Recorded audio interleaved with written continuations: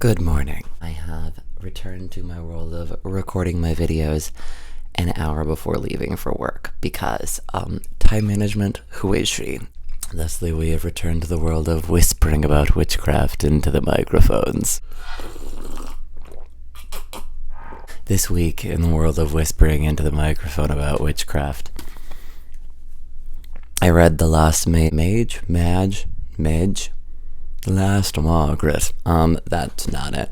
But The Lost Mage by Ben Alderson, which I did find on TikTok, but don't come after me for only reading TikTok books, because I saw this on Ben Alderson's personal TikTok the day this book was released, and Ben Alderson is cool. This book filled all of my little gay dragon boy fantasies I ever wanted to evolve into even more of a bisexual stereotype than I already am. I was the child, all the way into honestly being a teenager, that read Aragon and all of those fucking books. I had the big old dragon eggs with the little dragon action figures that you could fly around and pose and shit. I was that kid. I wanted nothing more than to be a dragon riding, elven, gender fluid, bisexual magician that just kicked ass in the forest. That was my dream as a child. And this book fulfills that dream, because there's nothing that goes together more than bisexuals and dragons. Hi guys, Editing Logan here. Video Logan is a dumbass and he said the wrong name for the main character, which in Video Logan's defense is because the main character spends a significant amount of time pretending to be someone else. And he said, he just flopped the names, but I started out trying to make it a funny voiceover thing, and then it happened so many fucking times that I was like, I'm just gonna re-record this bitch. The protagonist of the story is named Maximus. He is the son of this family of servants that work for the tyrant king, who is Lord Gathrix of the South. The country that this takes place in, it's split up in South and North, and the whole thing is that the North still has mages and magic and shit, and they have this mad queen who's apparently went on a bloodthirsty tirade and shit, and attacked the South years ago and killed most of their mages and burnt down the source of their magic in the South, and thusly now the South has no magic. But anyway, Maximus is at work doing his shit, and the prince, Julian, shows up and is being really fucking creepy. And when Maximus is at least to my knowledge, when Maximus is I ain't about that shit, Julian tries to kill him. And in self-defense, Maximus grabs a piece of wood that's on the floor and is gonna use it as a little wooden dagger or something, but instead finds out that he is indeed still a magical person. He does have magic, and because he grabbed the stick, and it's a piece of magical wood and shit from said tree, that makes it his wand, and he accidentally kills the prince. It's a good time. But yeah, and thusly, chaos ensues. Back to you, Video Log. After Julian the Prince dies, Gathrix is yo, you killed my fucking son, but here's the thing, he was useless and you are useful because you're magical. So we're going to dye your hair, give you a Devil Wears Prada treatment, and you're going to pretend to be my son, so that I can use you for war. And that was great, because there was this beautiful scene where they were doing this public thing right before a hunt, and it was wow, I love my son type of thing, but Gathric's hand is back there, and it's almost he's making him a puppet, and he's just so no one else knows that I'm holding a knife to your back. That was terrifying. Like I said, this book was just released under a month ago, I want to say. So I'm going to try and keep it relatively spoiler free, but at the end I will do spoilers as per usual. So like watch until I give the spoiler warning and then feel free to dip out. Also, I want to put a trigger warning for this book because it is a very dark book, especially for a new adult book, and it doesn't shy away from like graphicness or gore and things like that.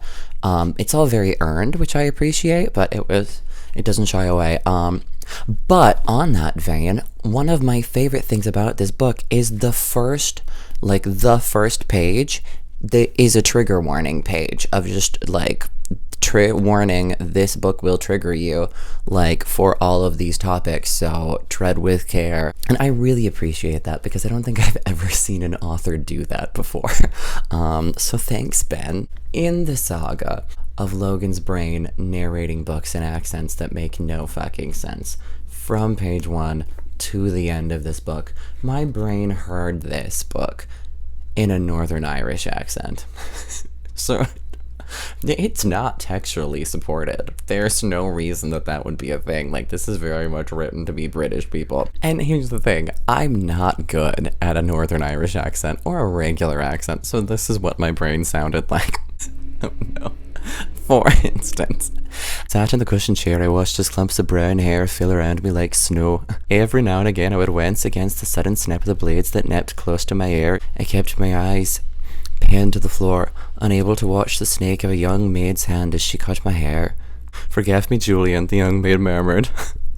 I wanted to scream at her, "My name is Maximus," Maximus, over and over again, but I did not.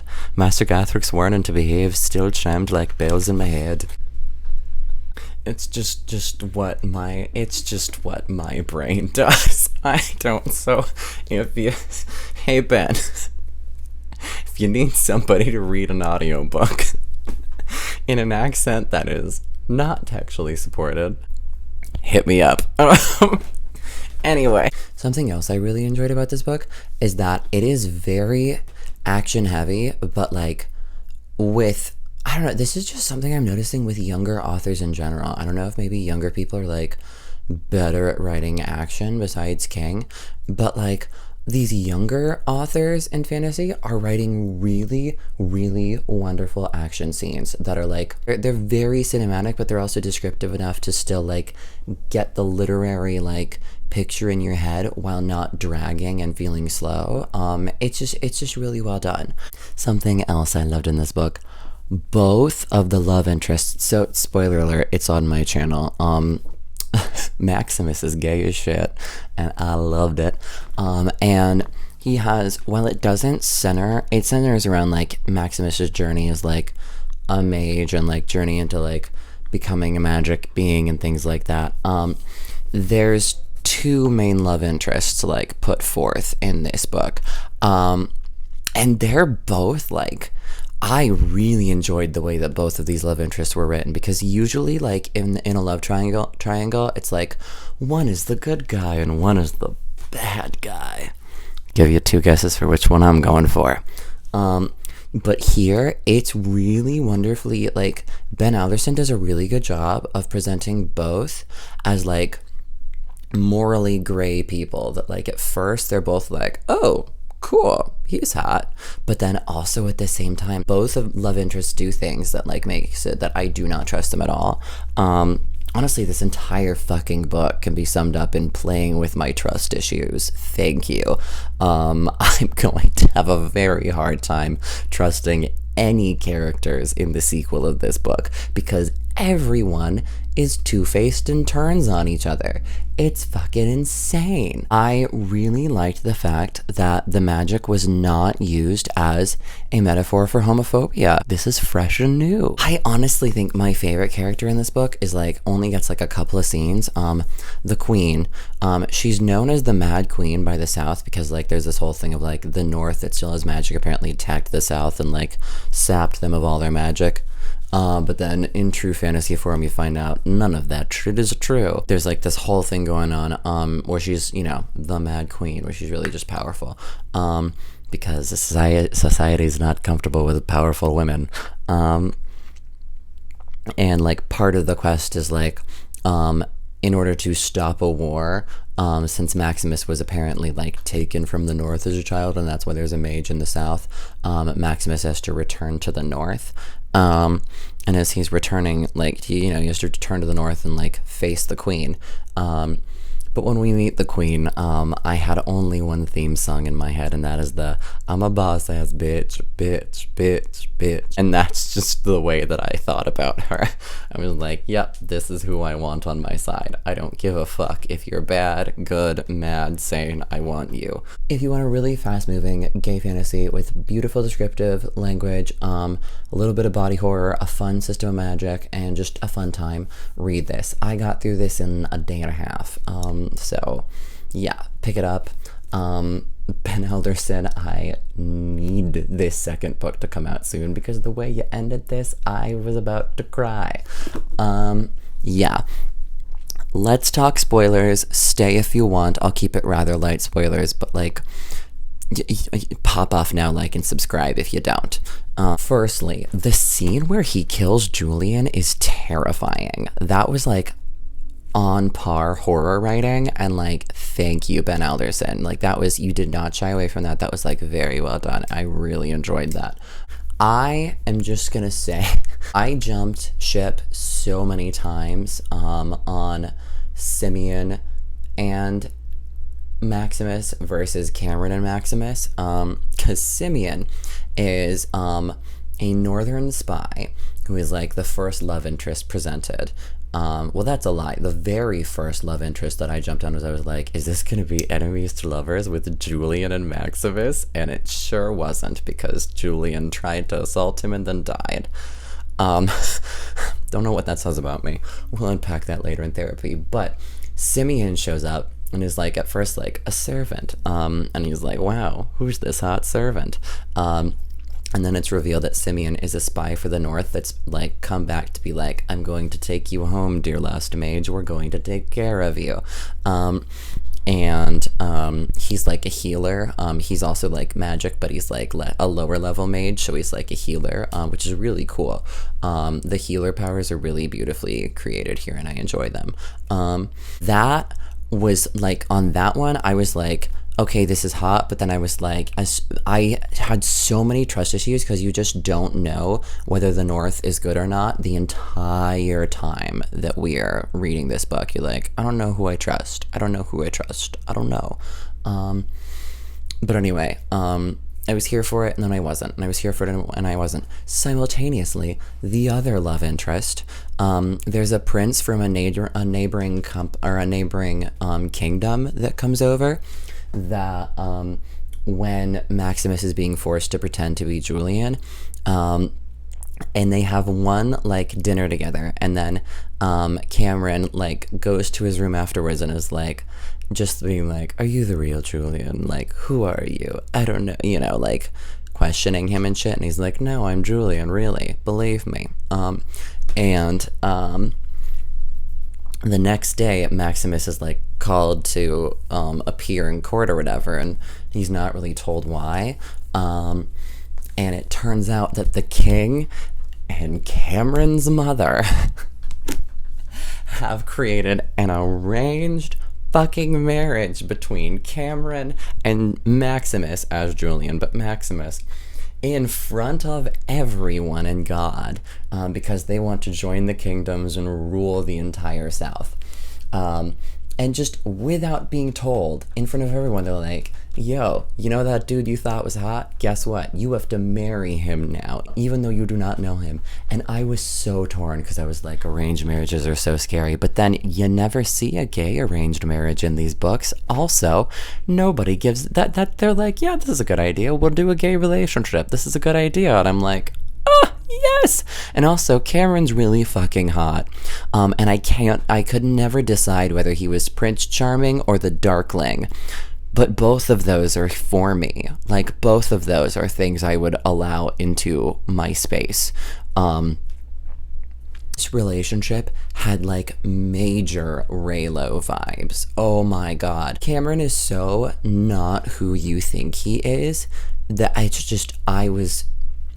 my innards were quaking every time he was on screen, because I am just into every version of what he could be. Also, I just love that, like, after the arranged marriage, like, because they're like, it's revealed that they're like, we have to sneak you out to the north right before the arranged marriage, and then the marriage happens, and then Simeon and Beatrice, who is Simeon's sister, who's like Maximus's dear friend, is just like, they're just like, well, fuck, we tried. And I'm like, that's like great and funny, but also like, try a little harder, guys, you know? The last thing I want to talk about is the fact that Maximus's poor parents cannot catch a motherfucking break. Like they start from chapter 1. Their son is in danger and they don't know why. Chapter 2, they are taken captive by the prince, or by the king, Lord Gathrix, and literally used as collateral of like, we're gonna beat them in front of you, Maximus, to like make you be subservient to us. If you pretend to be the prince, you could have your family back, but only if, and if not, we might just make you hunt them publicly. Then as soon as the threat of Lord Gathrix is removed, through reasons that I won't spoil, immediately they're kidnapped by the North. And you're like, what the fuck is going on? But then we get to the North and we find out that they weren't kidnapped by the North. Neither the South nor the North has them, because they left the South but were intercepted before getting to the North. And then they play a big role in they play like a larger role in the climax that has nothing to do with either of these things, but it's not the best way to, you know, throw a family into a climax. Like, these poor fucking parents went through it and got no credit. Can you imagine just being like, I just wanted to go to a goddamn festival with my kid, and now I have been prisoner twice. Anyway, I'm waiting with bated breath for this sequel to come out whenever that happens. I would also love to read the other Ben Alderson books, so I think I'm going to order them from his website, because this was good shit, and I can't wait to read the other stuff, because it's all gay fantasy. I'm so excited. Anyway, I'm going to go to work. If you made it to the end of this video, thanks for sticking around and helping out. Happy Pride Month. I will see you guys on Tuesday. If you want more chaotic bisexual content, make sure to hit the like and subscribe button and ring the notification bell so you can get my videos whenever I decide to post them. This has been the Bi Book Boy. I'm saying bye.